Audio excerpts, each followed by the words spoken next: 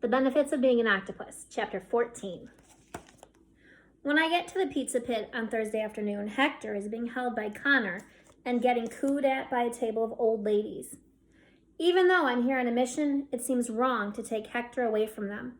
So I take a seat at the usual employee table and listen as they call him Mr. Handsome Pants, and he squeals in happiness. When Connor finally brings Hector over to where I'm sitting, the old ladies are still playing peekaboo with him over Connor's shoulder. "When did you get here?"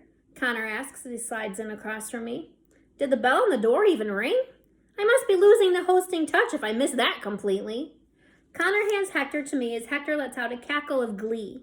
I glance over at the old ladies and see one of them reappearing from behind a napkin. I bite back a smile and turn to Connor. "You were pretty well occupied." "All right, so what do you think?" Connor says. "You're in Siberia by yourself, but you can listen to all of your favorite music. Or you're in a mosh pit at a concert where they keep playing your most hated song over and over again." "Easy," I say. "Siberia." "What if it's for 10 years? "Still easy," I say. "We're talking about the Barbie Girl song that plays every time Lenny gets to the part in his video game where the lady comes out. Nothing would get me to choose the mosh pit." Connor surveys me with his finger to his lips like he now has to send all of his mosh pit extras home. "Fair enough." I glance toward the kitchen doors. "What's my mom doing?" "She decided we needed to do an extra scrub down of the bay where we make the salads, so she's tackling that." "Do you know what her work schedule is like for next week?" I ask. Connor nods. "Same as mine. Monday, Tuesday, Wednesday, Thursday, Saturday." I exhale. How am I going to make this work? "What's up?" Connor says. "What are you thinking about?" I shake my head. It's stupid. Connor leans forward and points his finger at me until it almost touches my nose. "You're not stupid. So whatever you're thinking about can't be stupid. Now tell me." I open my mouth but then close it again. Did I really think the after-school debate club would be my ticket out? How am I going to be an escape artist octopus if I can't even say it out loud? I take a deep breath. It was this after-school activity. "And if your mom's at work, you can't do it?" "There's a teacher at school who will drive me to Bryce and Aurora's bus stop, but that doesn't help me pick up Hector." "But that's just 15 minutes. "It's 20 or 25 minutes if you count the time it takes me to get Bryce and Aurora off the bus and walk back here with them." "Okay, so it's 25 minutes, Connor says. "Still." I shake my head.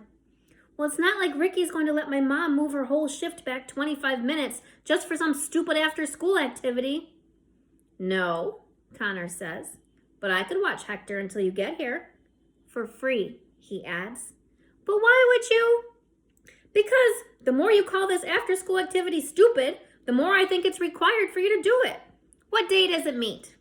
I study the shaker of red pepper flakes. "Every day except Tuesday," I say. The teacher is kind of intense. I glance up to see him smiling. That's the best kind of teacher. My mom pushes through the kitchen door, wiping her hands on her apron. "Good news," Connor says. "We figured out a way for Zoe to do an after-school activity that she needs to do." My mom cocks her head. "How?" Connor jumps in. "I'm going to get to play with Hector until Zoe can get here." My mom looks between us a few times like she's trying to figure out what the trick is. I take a deep breath.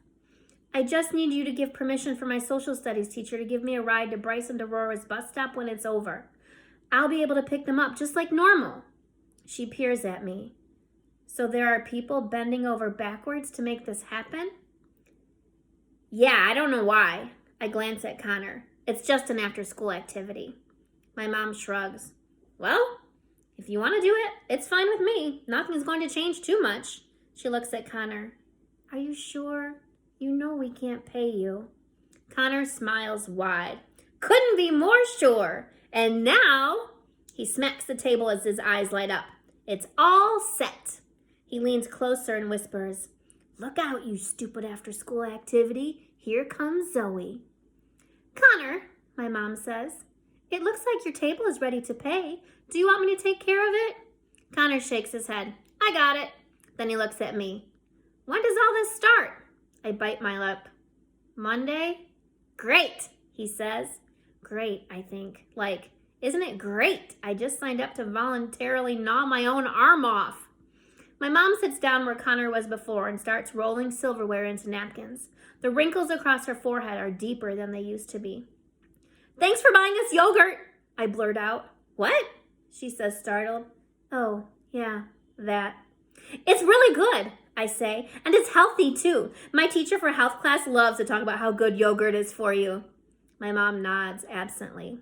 My teacher also says that it's not good to eat too much red meat. My mom's eyes slowly work over to me. I don't know what you're talking about. I'm just saying that if you want to buy yogurt, no one should be allowed to stop you. My mom's eyes narrow into a full-on glare, her jaw tight. She grabs the finished silverware rolls and stands up without a word and walks off. A moment later, the kitchen doors swing shut behind her, and she's gone. She's never going to step into a dairy aisle again, is she? Mom thinks that nothing's going to change too much. It's up to me to prove her wrong.